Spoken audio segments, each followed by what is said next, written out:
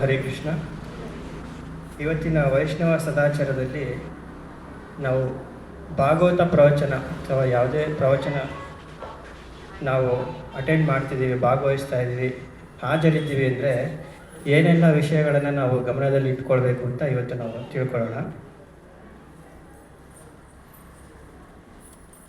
ಇವಾಗ ಪ್ರವಚನಕ್ಕೆ ಹಾಜರಾಗಿದ್ದೀವಿ ಅಂದರೆ ನಾವು ತುಂಬ ಮೌನವಾಗಿ ಗಮನವಿಟ್ಟು ನಾವು ಆ ಪ್ರವಚನವನ್ನು ಕೇಳಿಸ್ಕೋಬೇಕು. ಮತ್ತು ನಮಗೆ ನಿದ್ರೆ ಬರೋದು ಮತ್ತು ಮಾತಾಡೋದು ಈ ರೀತಿಯಾಗಿ ಮಾಡೋದ್ರಿಂದ ಪ್ರವಚನಕಾರರಿಗೆ ಮತ್ತು ಇತರ ಭಕ್ತರಿಗೆ ತೊಂದರೆ ಆಗುತ್ತೆ, ಡಿಸ್ಟರ್ಬೆನ್ಸ್ ಆಗುತ್ತೆ. ಅದನ್ನೆಲ್ಲ ನಾವು ಮಾಡೋದಕ್ಕೆ ಹೋಗಬಾರ್ದು. ಇದರಿಂದ ಅವ್ರಿಗೆ ನಿರುತ್ಸಾಹ ಬರುತ್ತೆ. ಮತ್ತು ನಮಗೇನಾದ್ರು ನಿದ್ರೆ ಬಂದಾಗ ನಾವೇನು ಮಾಡಬೇಕಪ್ಪ ಅಂದರೆ ಈ ಹಾಲಿನ ಕೊನೆಯಲ್ಲಿ ಎಲ್ಲಾದರೂ ಒಂದು ಕಡೆ ನಿಂತ್ಕೊಂಡು ಕೇಳಿಸ್ಕೊಳ್ಳೋದಕ್ಕೆ ಪ್ರಯತ್ನ ಮಾಡಬೇಕು. ನಿಂತ್ಕೊಳ್ಳೋದ್ರಿಂದ ಆವಾಗ ನಮಗೆ ನಿದ್ದೆ ಅವಾಯ್ಡ್ ಆಗುತ್ತೆ. ಮತ್ತು ನಮ್ಮ ದೇವಾಲಯದಲ್ಲಿ ಯಾವ ರೀತಿ ಕುತ್ಕೊಳ್ಳೋವಂಥ ಸಿಸ್ಟಮ್ ಮಾಡಿರ್ತಾರೆ, ಇವಾಗ ಪ್ರಭುಜನ ಒಂದು ಕಡೆ, ಮಾತಾಜಿ ಸಲ ಒಂದು ಕಡೆ, ಈ ರೀತಿಯಾಗಿ ಒಂದು ಸಿಸ್ಟಮ್ ಮಾಡಿದರೆ ಅದೇ ರೀತಿಯಾಗಿ ನಾವು ಕುತ್ಕೋಬೇಕಾಗತ್ತೆ.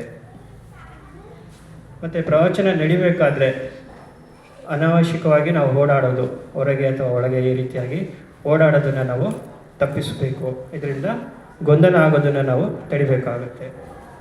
ಮತ್ತು ಮಕ್ಕಳನ್ನೆಲ್ಲ ನಾವು ಕರ್ಕೊಂಬಂದಿರ್ತೀವಿ, ಮಕ್ಕಳೆಲ್ಲ ಗಲಾಟೆ ಮಾಡ್ತಿರ್ತಾರೆ. ಸೊ ನಾವು ದೇವಸ್ಥಾನದ ಹೊರಗೆ ಕರ್ಕೊಂಡೋಗಿ ಮಕ್ಕಳನ್ನು ಸ್ವಲ್ಪ ಸಮಾಧಾನ ಮಾಡೋದು, ಆ ರೀತಿ ಮಾಡಿ. ಮತ್ತು ನೀವು ಸಹ ಹೊರಗಡೆಯಿಂದನೂ ಸಹ ಕೇಳಿಸ್ಕೊಳ್ಳೋಂಥ ಪ್ರಯತ್ನವನ್ನು ಮಾಡಬೇಕಾಗುತ್ತೆ.